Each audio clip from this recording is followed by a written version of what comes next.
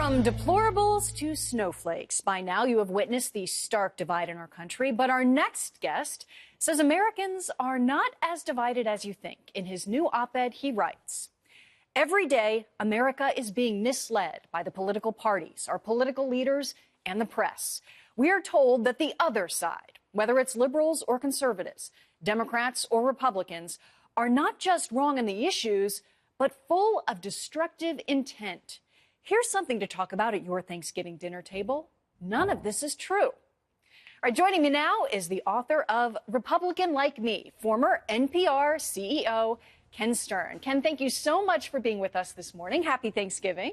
Happy Thanksgiving to you, Molly. You know, I read this piece. I found it so interesting and so fitting for this time where people are frustrated with how their government's working, with what they're seeing on television.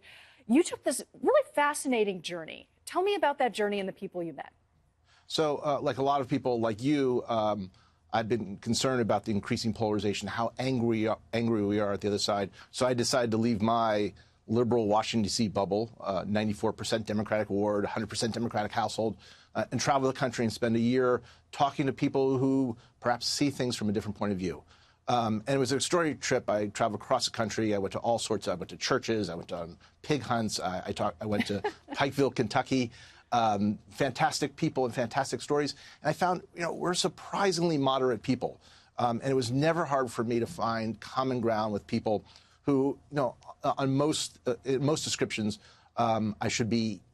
we should hate each other. And frankly, none of us did. We always found ways to talk and to agree and to talk about how to make this country a better place. Now, did you get any pig on that pig hunt? That'll be one of the questions.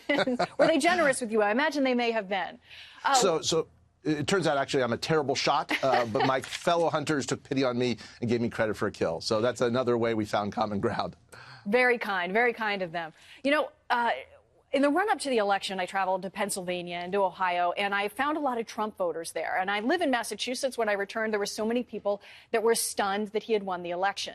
I was less stunned because I found it very easy to find people that had voted for President Trump, now President Trump, in all of these different places. How can we have that discussion when you are living in a bubble, if you just happen to live somewhere where most of the people you know share your political ideology? Actually, that's a really important question, Molly. There was actually a poll in the Washington Post before the last election in Virginia, and they asked Clinton voters, do you have any close personal friends or family members voting for Trump? And they asked the same of Trump voters. And it's extraordinary. About 60% of people said they did not know anyone in that category who were voting for the other side. We've really divided ourselves. And when you do that, it becomes easy to assume the worst about the other side. What we really need to do is stop talking and arguing and start listening to the other side and try to regain the sort of presumption of good faith that all of us want something good for the future of America. We may have different perspectives on it. We may vote differently, but we really want the same thing for our communities and for our country. And when you actually listen to people, it's really not that hard to find that common ground. All right. I definitely want to plug your book, Republican Like Me, and thank you so much for coming on here today. And thanks for taking that journey and getting out there and letting us know that there are people, not so deeply entrenched ideologically, but willing to reach across the lines. And I'm glad you had a fabulous experience and had a little bit of delicious pig there along the way. And hopefully today a little bit of delicious turkey. Happy Thanksgiving to you. Absolutely. I am with you there. Happy Thanksgiving.